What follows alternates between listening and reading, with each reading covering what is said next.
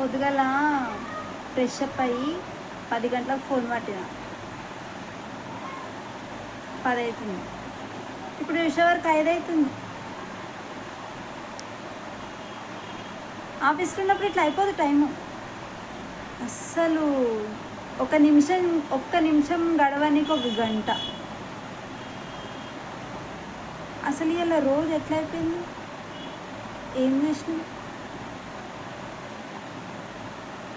ఆఫీస్లో పోదు time, lunch బ్రేక్లో పోతుంది, టీ బ్రేక్లో పోతుంది, అదొక గంట జప పోతుంది.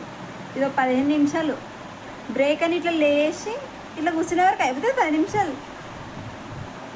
ఇలా కూడా టైం అయిపోయింది. మరి వర్క్ టైంలో ఎందుకు టైం అయిపోదు?